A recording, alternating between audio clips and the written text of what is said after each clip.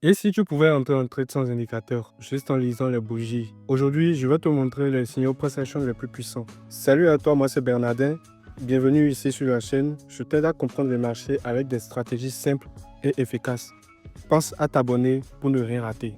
Alors déjà, il faut comprendre que tu fais une analyse, il faut attendre des confirmations, des informations qui te disent « Ok, c'est le bon moment, c'est le bon timing maintenant pour entrer en position ».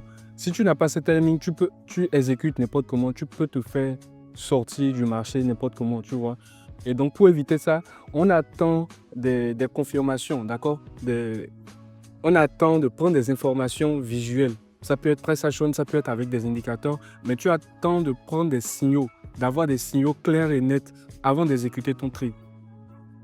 Alors, le premier puissant signal qui peut t'informer d'une continuation et qui peut te dire maintenant c'est le moment d'entrer sur le marché, le premier dont je vais te parler aujourd'hui, c'est l'englobante. D'accord? C'est la bougie englobante.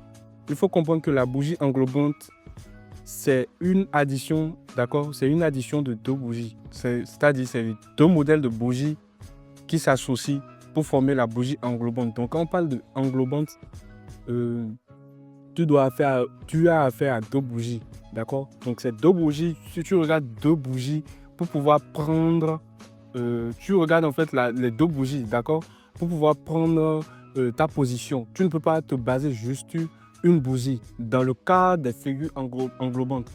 Quand on prend une bougie, d'accord, je vais te parler rapidement, je vais te faire un petit rappel sur les bougies. Quand tu prends une bougie, d'accord, un chandelier japonais, tu as 4 informations que tu peux avoir. Donc, je vais te montrer ça rapidement sur ceci. D'accord, tu as le prix le plus haut, d'accord, atteint lors de la session, le prix d'ouverture ici, d'accord, le prix de clôture, puis le prix le plus bas. Et ça, en fait, quand c'est dans ce timing, en fait, c'est là, on parle de bougie, ça te donne une bougie baissière. Mais quand tu as, par exemple, le prix d'ouverture, là, par exemple, le prix le plus bas et la bougie se clôture en dessus, d'accord, de la position, en dessus du prix d'ouverture, alors ça te donne généralement une clôture à la hausse, d'accord, et tu as une bougie verte ou tout ce que tu veux. Donc, et après, voilà, tu as le prix le plus haut ici. À quel moment tu peux utiliser l'englobante? Il faudrait que ce soit sur des niveaux. Et préalablement, tu aurais déjà fait ton analyse et tu serais en train d'attendre le prix sur ces niveaux-là. Donc, ce n'est pas juste des bougies qu'il faut, ce n'est pas des motifs qu'il faut regarder juste sur le graphique. Et juste, une fois que tu trouves une englobante, tu commences pas à exécuter. Non, ça ne se passe pas comme ça. Ça doit être sur des niveaux importants, des niveaux clés. L'englobante, en fait, comme tu le vois déjà là, comme tu le vois, c'est une bougie qui englobe totalement la précédente. Tu as les vendeurs qui ramènent le prix à la baisse, d'accord? Il y a un lourd combat. Tu sais, c'est un combat qui se mène sur les marchés, d'accord? Au cours de la session, il y a un lourd combat qui se mène et les vendeurs ramènent le prix à la baisse. C'est-à-dire, il y a une bougie, voilà, qui se clôture à la baisse, d'accord? Et tu es évidemment sur le niveau. Puis, par la suite, la session qui suit, tu as des acheteurs qui se défoulent en fait. Enfin, si je peux dire ça comme ça, tu as des acheteurs qui apparaissent en puissance, d'accord, sur le marché et annulent la force précédente de la bougie précédente. C'est-à-dire, tous les vendeurs qui étaient là, en fait, se font dominer d'un coup. Quand tu as fait la sommation des bougies, d'accord, quand tu feras la sommation des bougies, parce qu'il y a ce qu'on appelle sommation des bougies, tu auras en fait ce mouvement qui va s'annuler, d'accord, cette bougie qui va s'annuler, parce que cette bougie va entrer dans celle-ci. Tu inclus cette bougie dans celle-ci, d'accord, tu inclus cette bougie dans celle-ci, et tu vas voir que tout ce niveau, à partir de ce niveau, d'accord, à partir de ce prix d'ouverture, jusqu'à ce niveau, ce ne fera qu'une mèche. Donc, tu n'auras qu'en fait, en réalité, le corps de la bougie, d'accord, le corps de cette bougie-là en question-là, de là à là, et tu as une longue mèche en bas. C'est ce que ça veut juste dire. Tu as une longue mèche, ça veut juste dire que, attention, les vendeurs ont rejeté le prix durant toute cette session-là. D'accord? Tout ce mouvement-là ont été rejetés par les vendeurs. Donc, les vendeurs ont mis de la pression. Et c'est ça qui va nous amener sur la prochaine bougie. Parce que généralement, il faut comprendre que c'est cette bougie, d'accord, la sommation de cette bougie, d'accord, qui donne celle-ci, le pin bar. Ça nous ramène ici en même temps pour parler du second signal, qui est le pin bar. Il faut comprendre que c'est la sommation de l'englobement qui donne généralement le pin bar. Donc, quand tu trouves un pin bar sur un niveau, en gros, généralement, c'est l'englobant qui a donné ce pin bar. Il y a différents types de pin bar, mais déjà, il faut comprendre que ce qui est important, c'est qu'il faut avoir plus de 50% qui soit généralement en mèche. Tu vois, dans ce cas, c'est par exemple, tu as une mèche, ça fait plus de 50%, le corps occupe à peine peut-être 25% ou 20% de toute la session. Puis le troisième signal le plus puissant que j'utilise en fait pour entrer sur les trails, c'est le doji. Tu vois, c'est le doji. Le doji, en fait, l'interprétation derrière le doji, c'est que les vendeurs s'égalent. Les vendeurs et les acheteurs s'égalent sur un niveau donné. Et généralement, pour avoir la confirmation que il faut passer maintenant soit à l'achat, soit à la baisse, c'est la prochaine bougie qui suit. Mais généralement, quand tu fais bien tes analyses et tu tombes sur un doji, en fait, c'est signe d'hésitation. C'est signe d'hésitation. Tu identifies dans un mouvement haussier, d'accord? Tu identifies quelque part là un doji. Tu vois, tu identifies quelque part là. Tu es dans un mouvement haussier et tu identifies un doji. Ça veut dire que quoi? Tu es dans un mouvement haussier et tu es sur un niveau où les vendeurs et les acheteurs hésitent. La pression, elle est acheteuse. Tu vois, la pression, elle est acheteuse. Donc, généralement, quand tu as ça, en fait, tu passes directement l'ordre. Ou quand tu veux partir de manière safe, tu attends la prochaine bougie qui suit. Et la prochaine bougie, généralement, ça peut être aussi, peu importe. Mais quand même, tu attends une confirmation. Si tu veux aller de manière safe, tu attends une confirmation. Alors là, c'est un exemple de trade dans lequel je suis. Et je vais te montrer en fait quels sont les signaux que j'ai utilisés.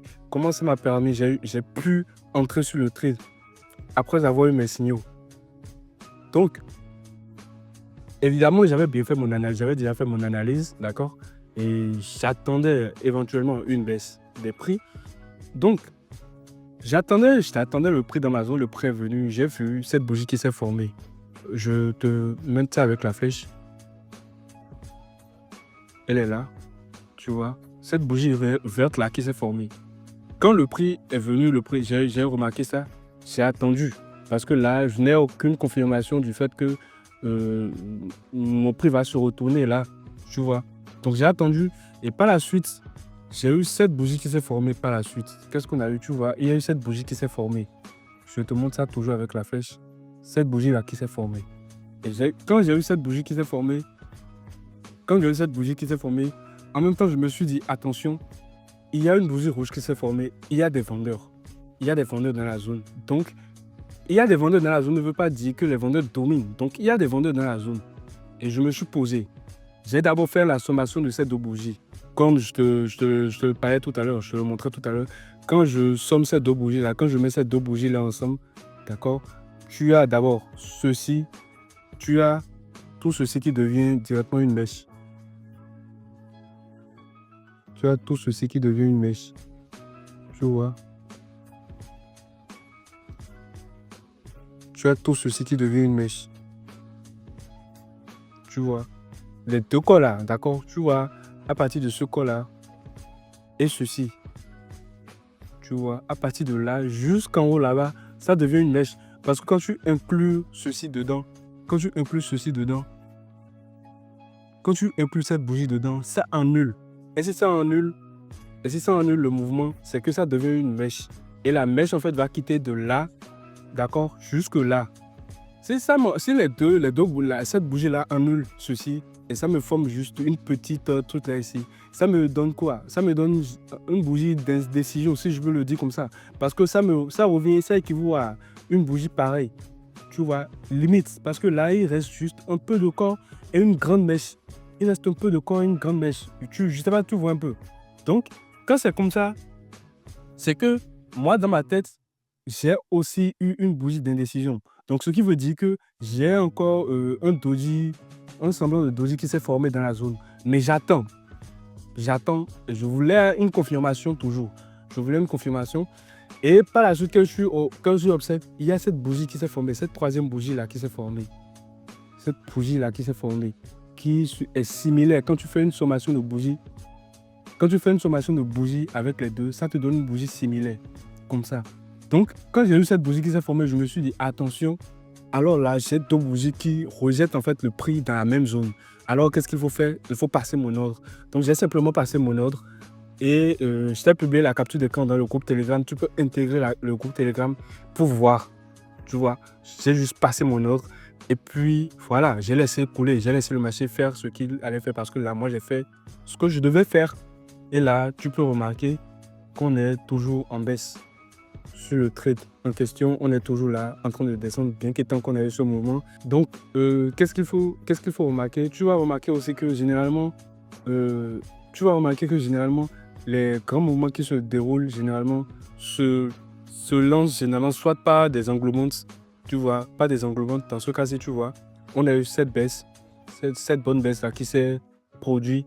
Et quand tu vois, ça s'est lancé généralement pas une englobante, tu vois, pas une englobante, tu vois, c'est généralement ça, soit un pin bas.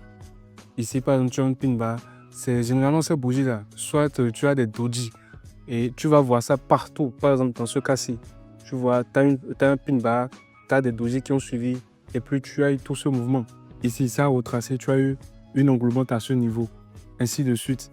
Et généralement, c'est ça, c'est un peu ça. Donc, si tu identifies bien tes niveaux et que tu attends tes signaux comme confirmation pour pouvoir entrer dans tes trades, crois-moi que tu feras de très très très bons trades. Ce mouvement-ci a été lancé par un pin bar. Tu vois tout ce qui a suivi par la suite. Ce mouvement-ci a été lancé par une englobante. Tu vois cette grande englobante là. Tu vois. Et même avant, il y avait une englobante. Il y avait une englobante là. Si je suppose qu'on était sur un niveau ici. Si je suppose qu'on était sur un niveau ici. Tu vois, il y avait cette englobante là. Et puis par la suite, paf. Donc, le price action, c'est la langue du marché. Si tu comprends l'action du prix, c'est que tu as compris la langue du marché. Tu as compris ce que les intervenants sur le marché font. Tu vois, ce que les intervenants sur le marché font. Il faut maîtriser ces signaux qui lancent généralement les bons mouvements. Et pour en profiter, si tu identifies bien ces signaux, tu auras déjà un énorme avantage. Tu vois déjà que sur tous les graphiques que je t'ai montré, c'est généralement ces signaux-là qui lancent les bons mouvements. Et si tu veux une vidéo où je fais une analyse en direct des graphiques avec ces différents signaux, n'hésite pas à me laisser un like et abonne-toi.